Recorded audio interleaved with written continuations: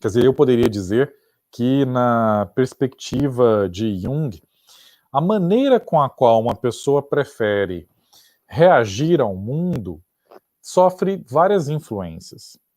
Segundo ele, nós teríamos influências da hereditariedade, nós teríamos influências familiares, nós teríamos influência até mesmo das interações que tivemos ao longo da nossa vida com outras pessoas, com ideias, com pensamentos e por aí vai.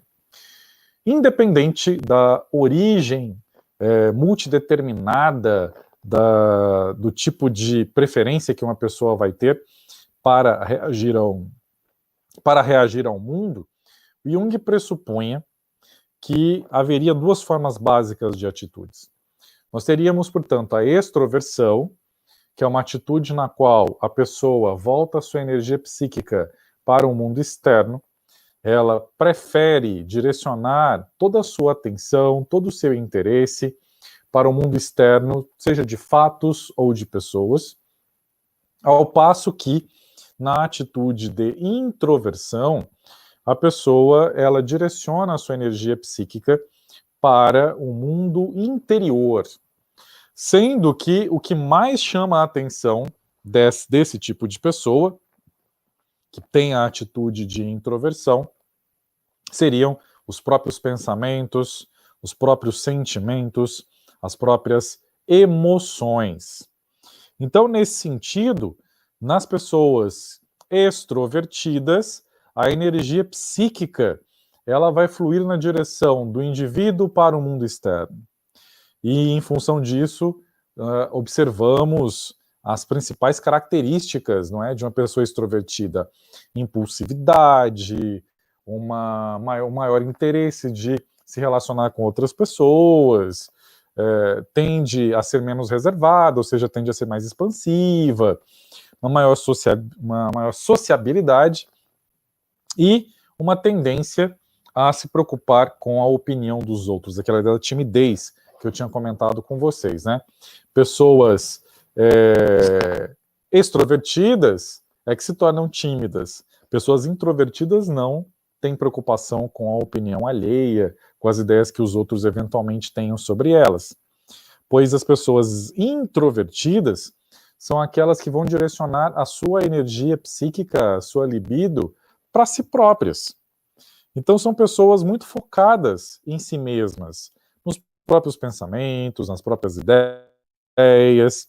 Portanto, tendem a ser pessoas muito mais reservadas na expressão das suas emoções, tendem a limitar o número de contatos da sua esfera social, apesar que costumam estar mais atentas àquilo que o mundo interior delas traz, tanto de informação quanto de conhecimento, não é?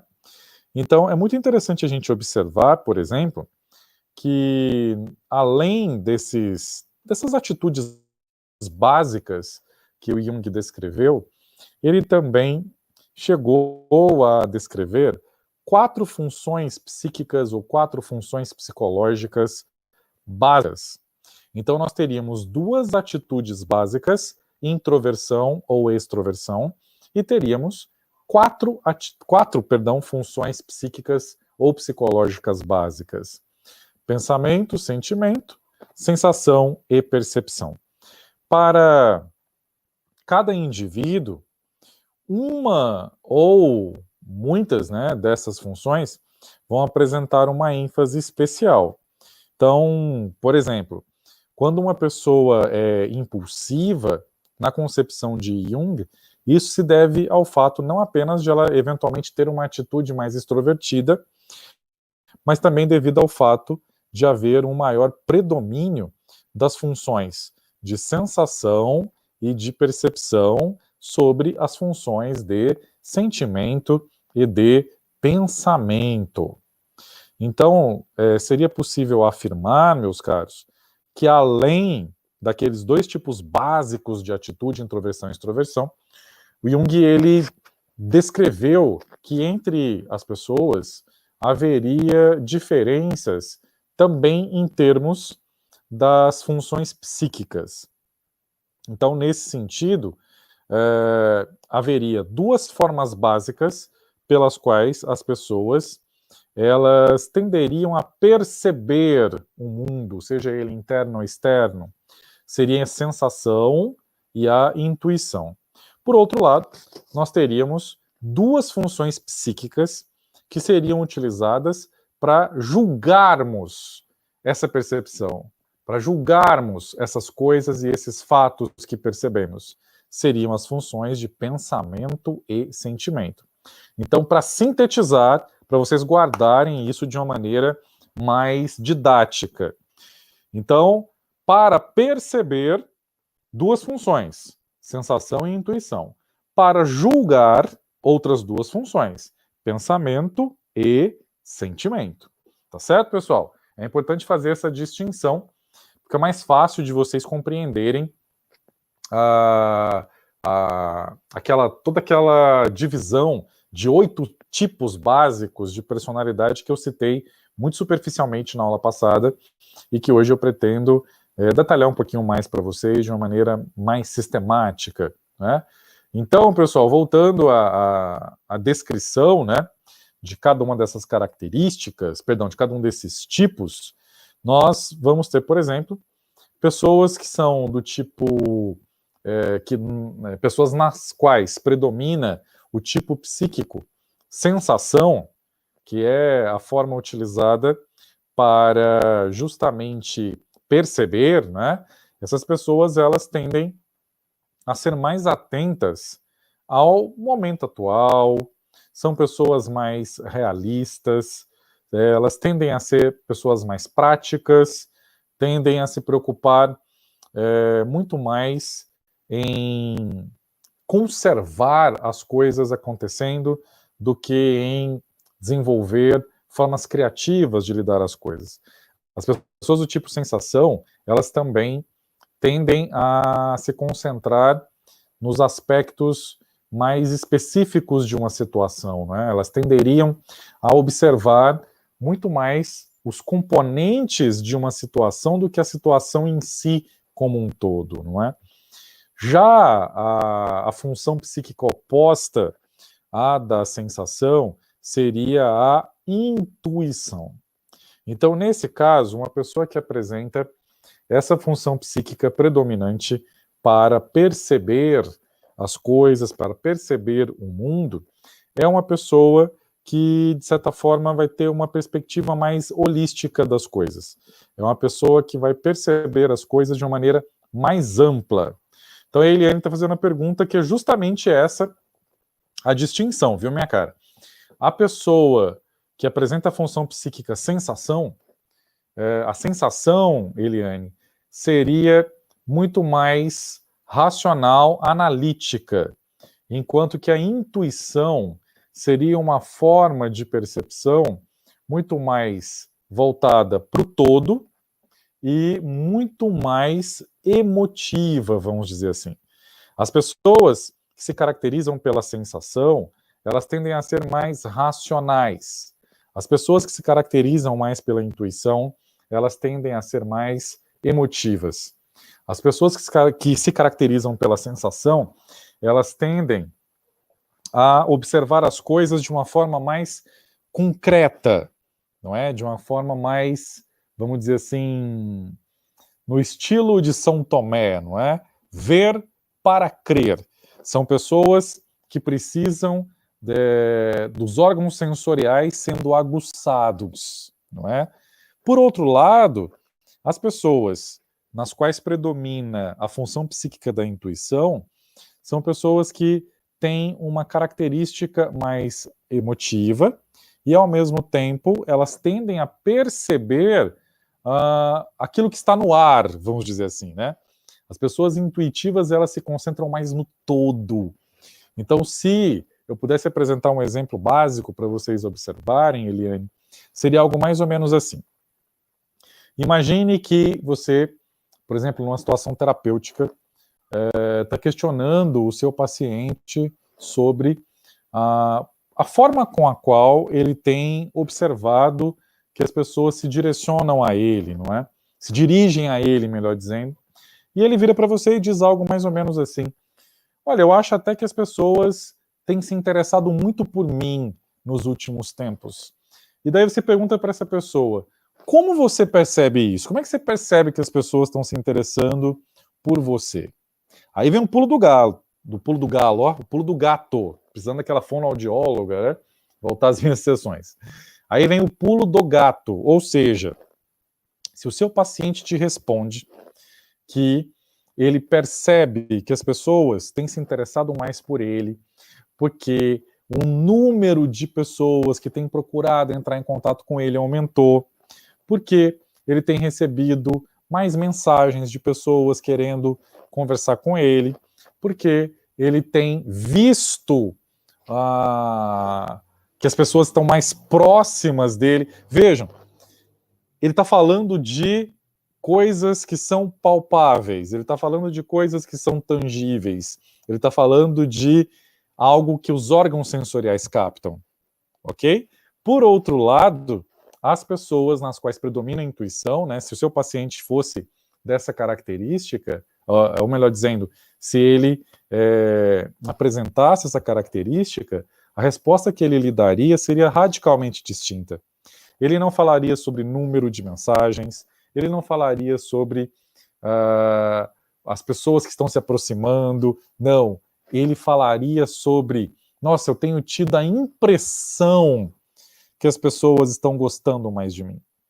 Eu sinto alguma coisa no ar, eu sinto como se as pessoas estivessem mais interessadas em mim.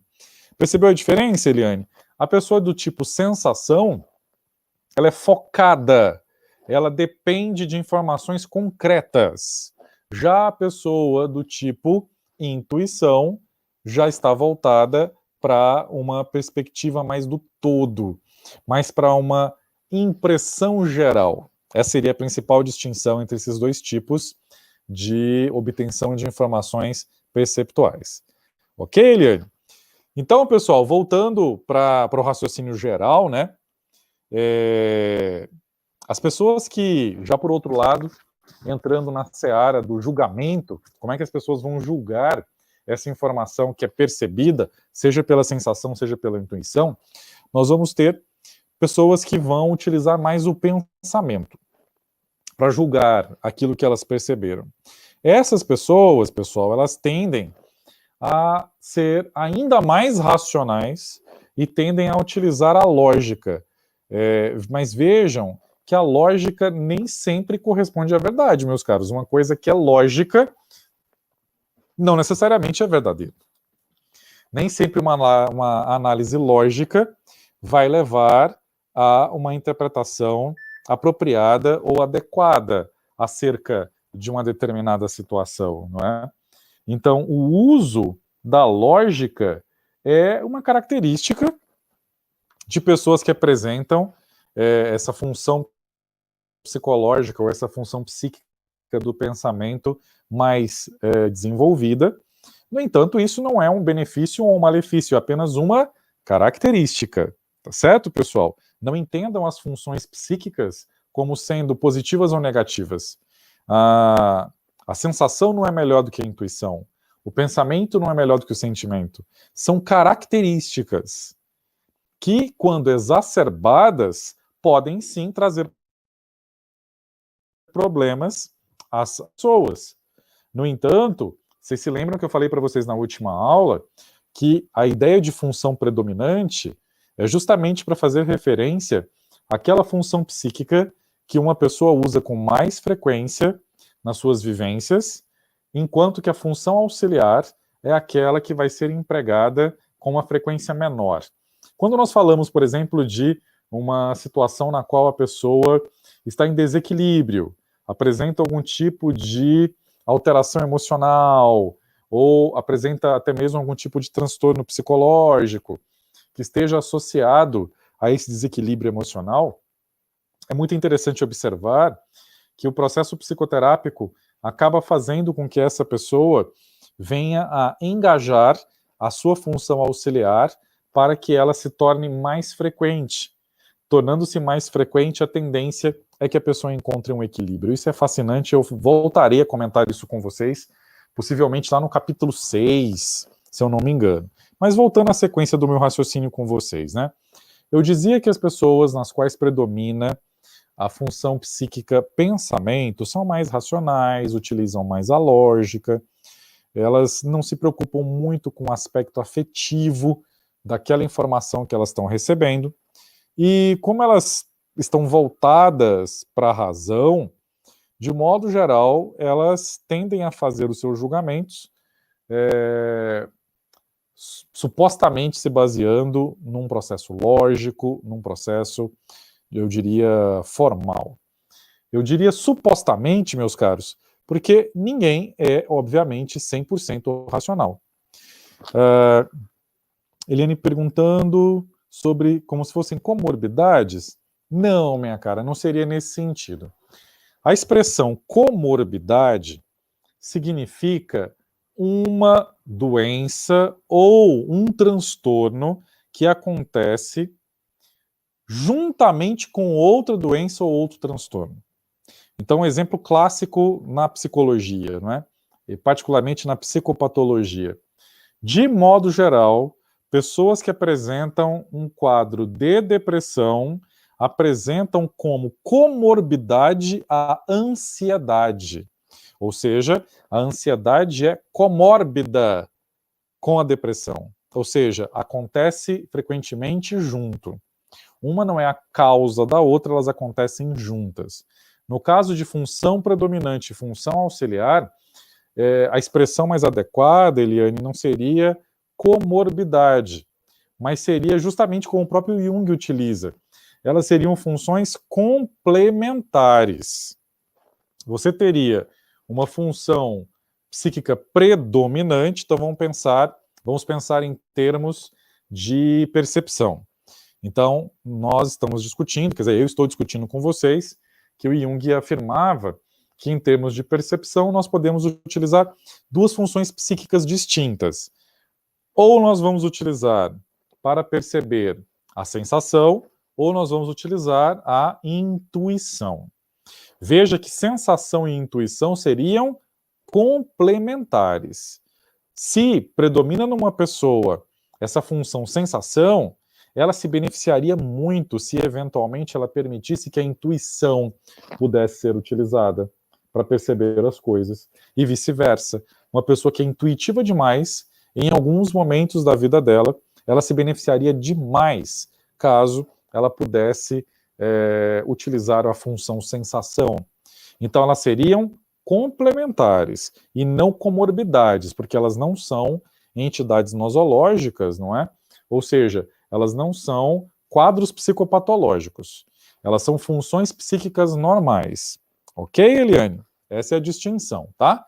Então, pessoal, voltando lá para o raciocínio que eu vinha desenvolvendo com vocês, eu falava sobre uma das funções relacionadas ao julgamento daquilo que se percebe, daquilo que se obtém de informação, que é o pensamento. O oposto a essa função pensamento seria, naturalmente, a função sentimento. As pessoas que tendem a apresentar essa função sentimento de maneira mais predominante, mais frequente, são pessoas que vão levar em consideração os aspectos emocionais das informações que elas estão utilizando para que elas venham a tomar uma decisão, para que elas possam julgar uma determinada situação. Então, são pessoas que tendem a se preocupar muito no momento da tomada de decisão com os sentimentos, com os valores pessoais que estão em causa, e elas valorizam muito as chamadas impressões pessoais, e elas se preocupam também de uma certa forma com as impressões que o contato com os outros produz, né? Que a interação com as outras pessoas acaba produzindo. Então, olha só que interessante. A partir dessas, vamos dizer assim, desses três pares de características, não é? O primeiro par seria de atitudes, ou seja, para onde a pessoa direciona a sua energia psíquica, o seu interesse. São as chamadas atitudes essenciais, ou atitudes primordiais, ou atitudes básicas. Seriam introversão e extroversão. O segundo par seria de funções psíquicas relacionadas à maneira como nós percebemos. Então, nós teríamos de um lado a sensação e do outro a intuição. Finalmente, nós teríamos o par, né, de funções psíquicas associadas ao julgamento. Nesse caso, nós teríamos sentimento e pensamento como polos opostos, porém, volto a insistir, complementares. E por conta dessa complementaridade, eles não são excludentes entre si, ou seja, uma pessoa que apresenta uma maior predominância da função pensamento, ela não necessariamente não vai ter a função sentimento. Todos nós temos ambas as funções. Nós temos ambas as funções psíquicas. Elas são complementares, pessoal. Se vocês saírem da aula de hoje compreendendo isso, será fascinante. Nós não somos 100% sensação ou intuição. Nós não somos 100% pensamento ou sentimento. Nós somos sensação e intuição com predomínio de uma dessas funções. Nós somos pensamento e sentimento com predomínio de uma dessas funções. E nós somos introversão e extroversão com predomínio de uma dessas atitudes. Tanto é assim que no processo terapêutico é possível, volto a usar a expressão que o Jung utilizava, né?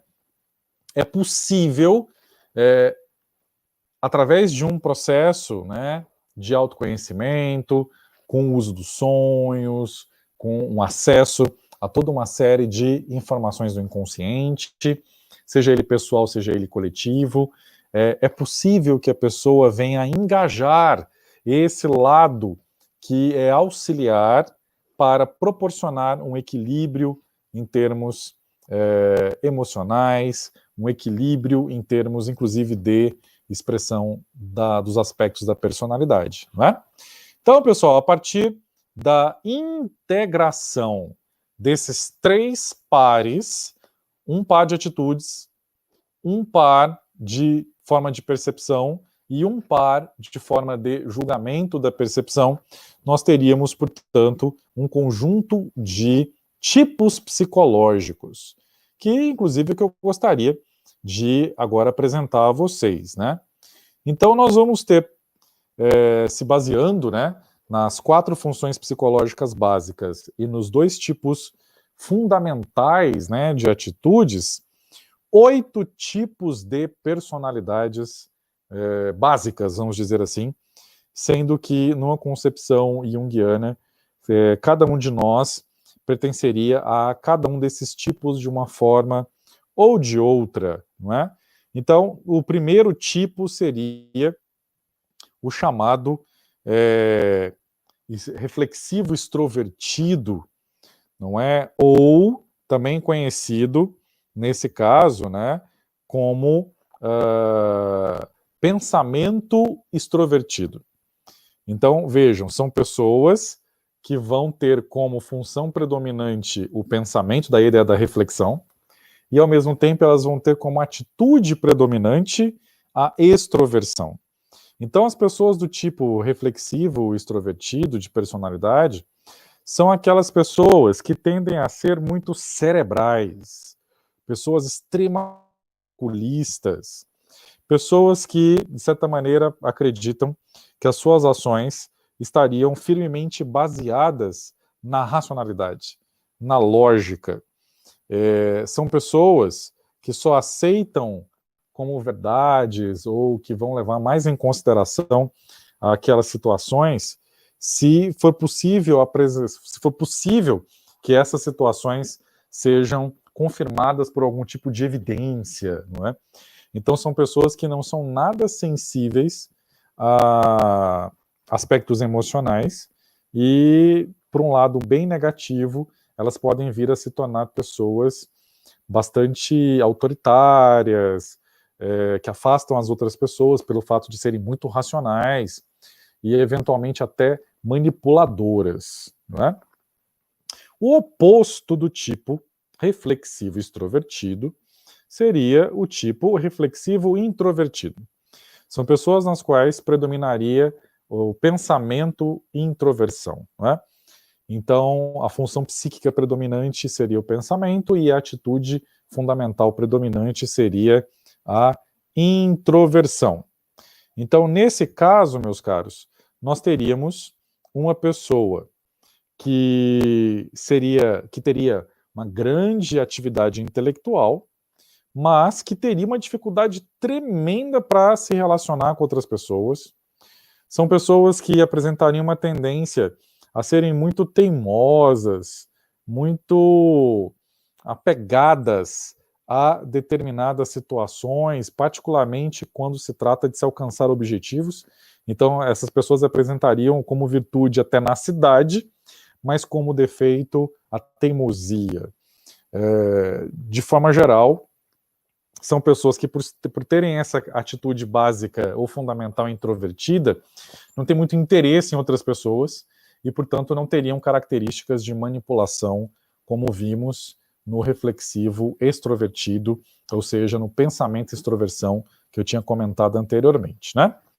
Terceiro tipo psicológico, meus caros, nós temos o tipo sentimental extrovertido, que seria sentimento extroversão. As pessoas que pertencem a esse tipo têm uma grande habilidade para empatia, para se relacionar com outras pessoas, para estabelecer relações interpessoais. No entanto, meus caros, são pessoas que vão apresentar um conflito muito grande para... Como é que eu vou explicar isso para vocês? São pessoas que têm dificuldade para estabelecer-se como indivíduos separados da massa, vamos dizer assim, né? São pessoas que, de uma forma geral, elas vão levar muito em consideração a opinião alheia. Portanto, o tipo sentimental extrovertido tem uma grande tendência à timidez, não é? Em alguns contextos, tem muito receio da opinião alheia, apesar que podem vir a desenvolver um interesse muito grande pela comunicação com outras pessoas, e se elas desenvolverem essa habilidade de comunicação, elas acabam compensando esse elemento de timidez, né, que elas apresentariam. Pois, como eu havia explicado para vocês em aulas anteriores, a timidez não está relacionada com a introversão. Não, a timidez está relacionada com a extroversão, pois são as pessoas extrovertidas que se preocupam com a opinião alheia, né?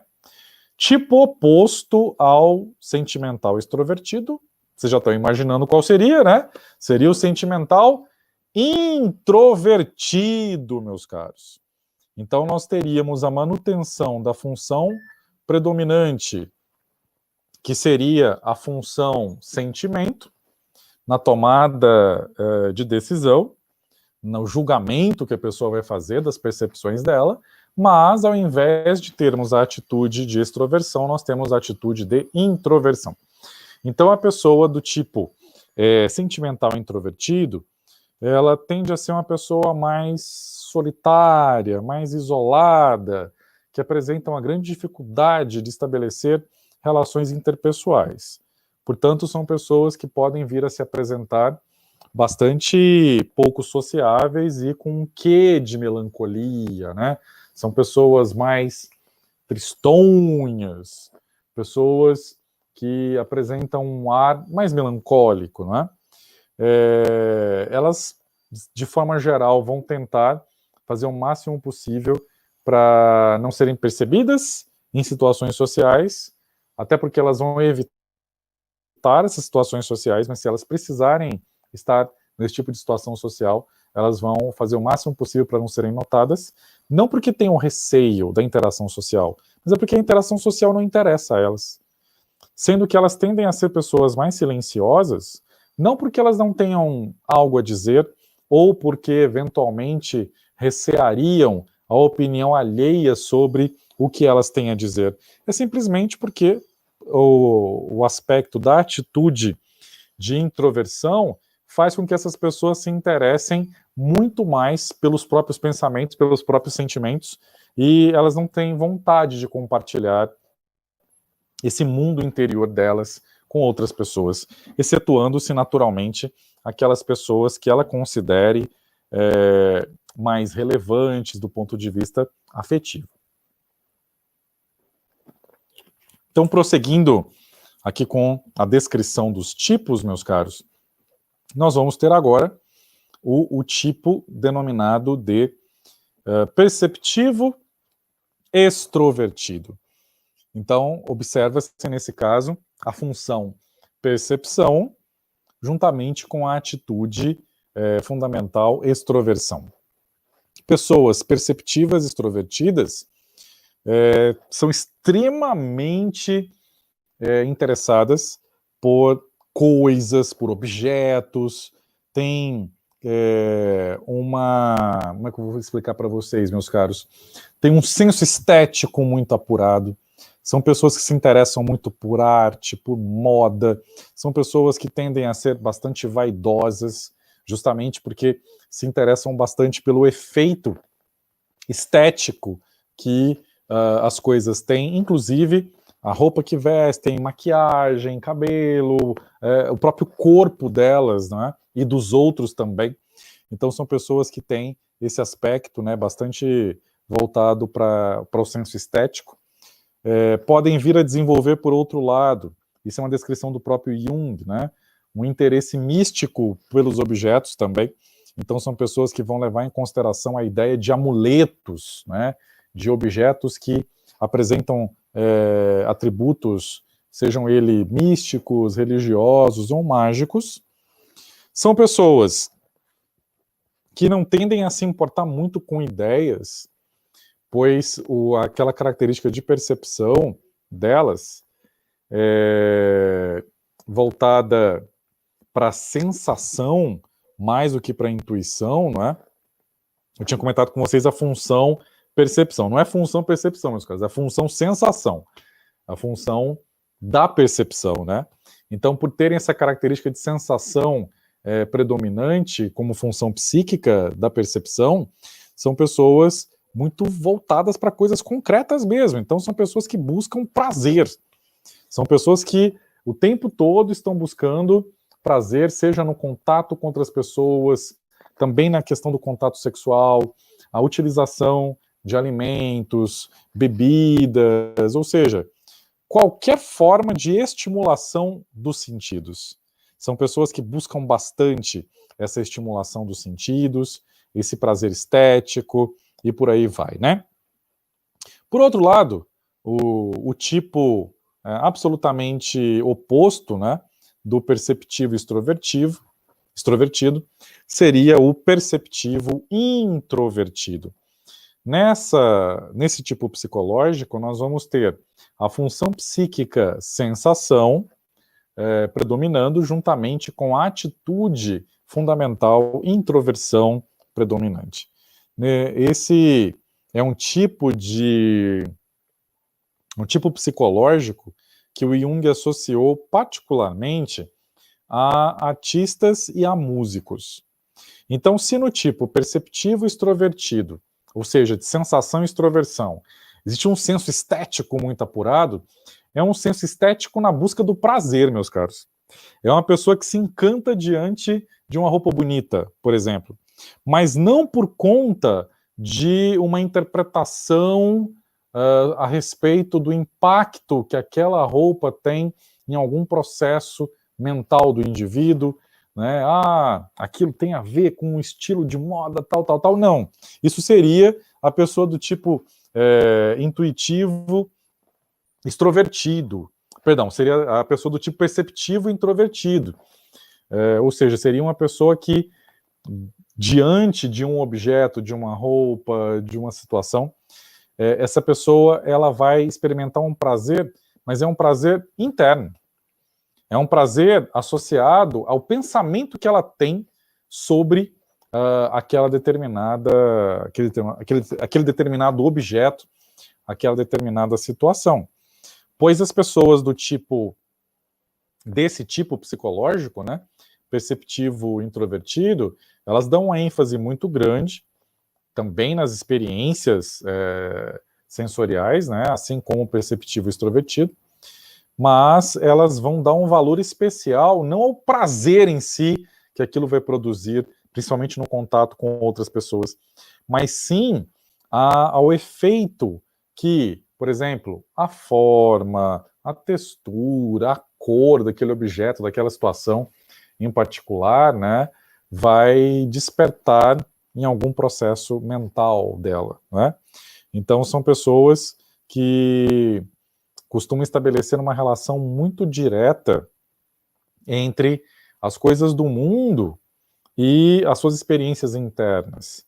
Então é bastante interessante essa forma, né, de esse tipo psicológico, por isso que ele estaria associado particularmente às atividades artísticas e à música em particular, né? Último par, né, de tipos psicológicos, meus caros, nós teríamos o tipo intuitivo extrovertido e o tipo intuitivo introvertido. As pessoas do tipo intuitivo extrovertido são aquelas que o Jung considerava que se enquadrariam perfeitamente na categoria dos chamados aventureiros, né? Figuras como Indiana Jones, por exemplo, vamos dizer assim, né? Porque são pessoas, esse tipo de pessoa é extremamente ativa, é uma pessoa que não está muito preocupada com o descanso, ela quer realizar bastante atividades, e como a motivação dela não é agradar os outros, não é mostrar algo para os outros, mas a motivação delas é interna, está baseado numa crença, está baseado em algum tipo de pensamento seu, são pessoas que o tempo todo estão buscando estimulação. Então tendem a ser pessoas bastante tenazes quando elas estão buscando seus objetivos, e elas tendem a ser extremamente obstinadas para realizar isso. Elas não estão muito preocupadas com o bem-estar das pessoas que estão ao redor delas, porque elas têm essa característica mais voltada para a intuição. E isso acaba, de certa maneira, contrabalanceando uma expectativa, né? Porque se elas têm uma atitude fundamental de extroversão, teoricamente elas se interessariam pelas outras pessoas. Não, elas têm interesse pelo mundo externo, elas têm interesse pela interação com os outros, mas elas não têm esse foco de preocupação com o bem-estar das pessoas que estão ao redor delas. Finalmente, meus caros, nós vamos ter o tipo, então, intuitivo e introvertido, o tipo no qual predomina, né, a sensação, no qual predomina a função psíquica relacionada à percepção chamada de intuição, mais ampla, mais holística, né, como eu tinha comentado com vocês, e ao mesmo tempo apresenta a atitude fundamental ou a atitude essencial de introversão. São pessoas extremamente sensíveis a estímulos sutis, né? Ou seja, são pessoas que vão levar em consideração muito a sutileza das coisas, devido à característica da intuição delas, e por serem pessoas introvertidas, são pessoas que vão ter uma característica muito observadora. Então são pessoas que estão sempre observando, falando pouco e observando muito, e são pessoas que, de modo geral, conseguem adivinhar o que as outras pessoas estão pensando, o que elas estão sentindo, o que elas estão até mesmo desejando. Tendem a ser pessoas bastante criativas, né, em termos de imaginação.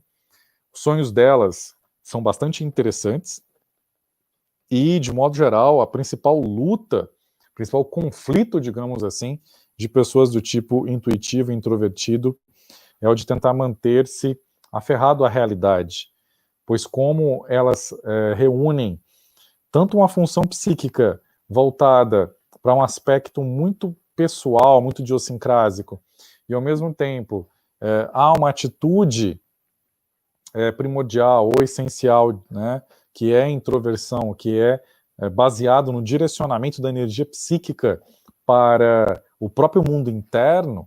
Então vocês estão observando que são pessoas muito ensimesmadas, são pessoas muito voltadas para si próprias, portanto, tendem a viver um mundo de fantasias, um mundo de ilusões, daí a necessidade de serem trazidas para a realidade sempre que possível, não é? E aí, pessoal, eu aproveito para retomar um trecho bem interessante do Psicologia do Inconsciente, já para fazer uma ponte para que eu vou começar a trabalhar com vocês a partir da próxima aula, na semana que vem, que eu vou voltar à discussão do capítulo em si, que é um trecho no qual o Jung ele vai falar o seguinte: a vida não é só ontem, nem fica explicada quando se reduz o hoje ao ontem.